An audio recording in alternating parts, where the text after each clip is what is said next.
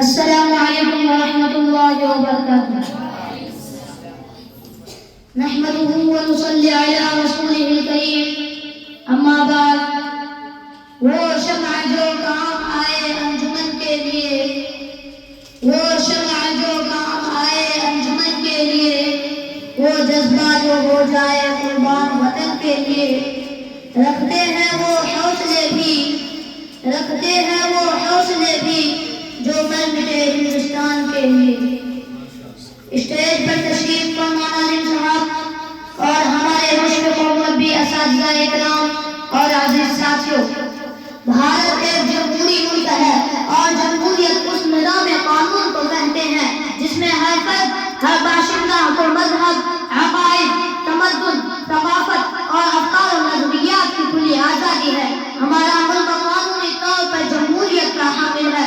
Secular آئین ہند کی دفعہ 25 کی روشنی میں یہاں ہر شخص کو مذہب و عقائد اور افکار و خیالات کی نہ صرف عمل کی بلکہ ان کی ترویج و اشاعت اور دعوت و تبلیغ میں محنت کی آزادی ہے۔ حکومت ملک اور عوام کے نگہبان ہوتی ہے، خصوصاً جمہوری نظام میں عوام کے نمائندہ کی حیثیت رکھتے ہیں۔ بھارت مختلف المذاہب، متمدن تہذیب اور ہندو قوم کے اعتبار سے تفکری ملک ہے اور بدن میں وحدت اس کی شاخ نہیں ہے۔ اسی خصوصیت کے ساتھ دنیا میں جمہوریت کے نام سے مشہور ہے۔ اس کی معاشی، سماجی، اقتصادی اور سیاسی ترقی کی صورت ہر دور میں اسی وحدت کی بنیاد پر عروج کی طرف رواں دواں ہے۔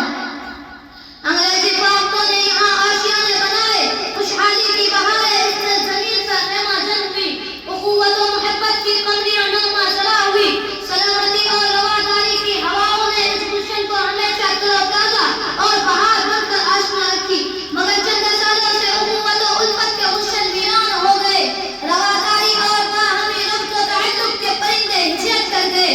فرقہ پرست ایک انتہا پسند جماعت کی یہ پوری کوشش ہے ملک مذہب و تمدن کے حوالے سے یکسانیت کے راہ پر لایا جائے اور اسے ایک نظریے اور ایک تہذیب کے سانچے میں جبرن ڈھال دیا جائے۔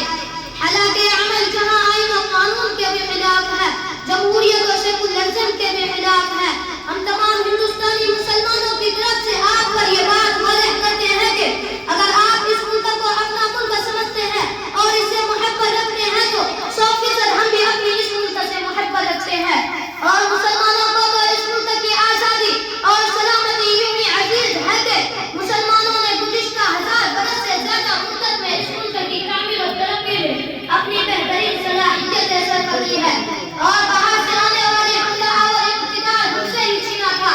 اس لیے قدرتی طور پر اس ملک کو آزاد کرانے کی جنگ میں 100 برس سے زائد میدان جنگ میں رہے ہیں۔ 1754 کا 1857 دوسرا کوئی نہیں ہے۔ یہی لڑنے والے مسلمان ہی تھے ایسی روشن تاریخ رکھنے والے قوم کے بارے میں شکوک و شبہات کے شکار ہوں یا آپ ملک بدلتی خواب دیکھیں تو یہ آپ کی ناانصافی اور خام خیالی ہے۔